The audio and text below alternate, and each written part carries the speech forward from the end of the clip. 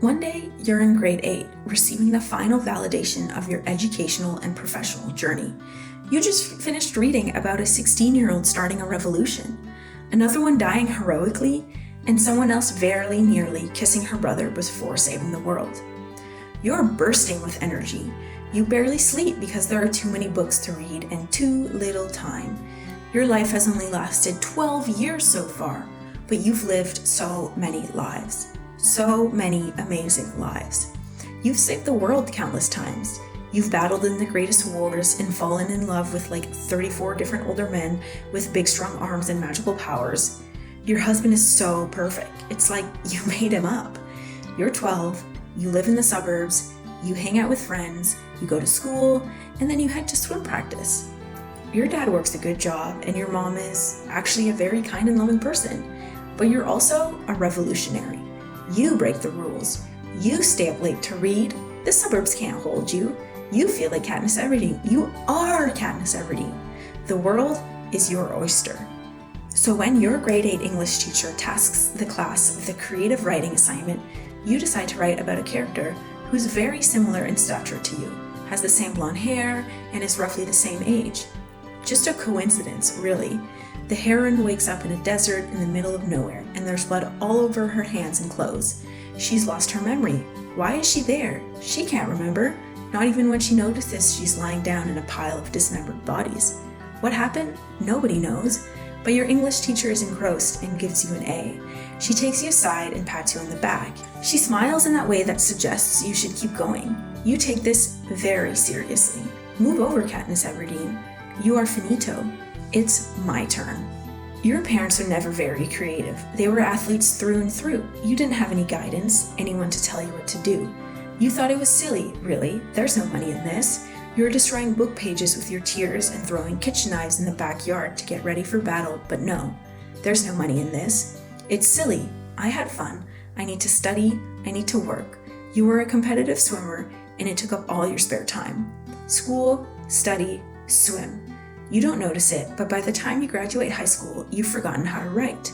You haven't written a word outside of what is expected in the classroom. And you don't for the next 8 years. You write exams, you write meta-analyses, you write to-do lists. You're going through the motions again, but this time your surroundings are different. You've traded your high school classroom for an auditorium, your parents' kitchen table for your preferred library, your swimsuit for a pair of running shoes. School, study, run.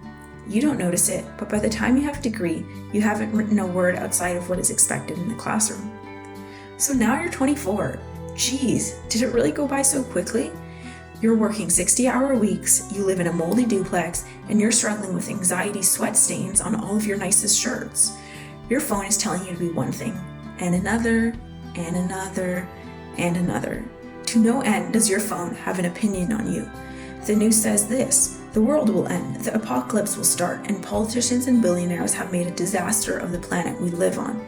You think to yourself, Katniss started that revolution when she was 16. I'm geriatric compared to her. Once, your beloved girl on fire made you feel infinite. Now she's the lighthouse you lost somewhere in the storm. You search and search for ways out of this cycle, a cycle that spins between acceptance, ambition, and the quiet disappointment of not becoming whoever you thought you'd be. A cycle that spins politely until you forget, what was it? The thing I said I'd do? Sure, you have a few friends, you get fresh air every day, and you finally got a job in this market.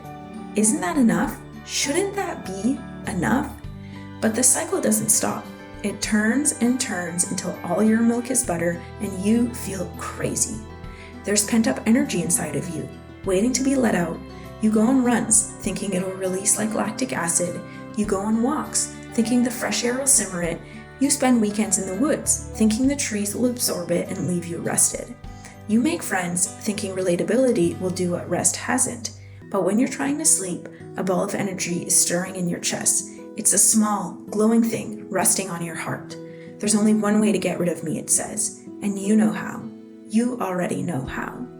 So you grab your laptop and do the thing you've forgotten. You write. You try to write poetry, but it comes out worse than all those viral Notes app poetry trend videos. You try to write a fictional short story, but it's literally taken directly from your real life. It's so bad, but the buzzing in your chest simmers. The swirling ball of light flickers darker. Have you heard of that running trend, Couch to 5K? It's a running program that guides people to get off the couch until they're able to run 5 kilometers without stopping. Although I've got a few marathons under my belt, creatively, I am couch, which is humbling because I remember being 12 and writing like it was breathing. And now everything is effort. Finding the time, rereading the same sentence 9 times, waiting for the brain to boot up, trying to make words mean the same thing to other people as they mean in your head. Everything is so difficult. But it's a release of pressure that you have to be good, that you have to be anything at all except for what you are now. Trying.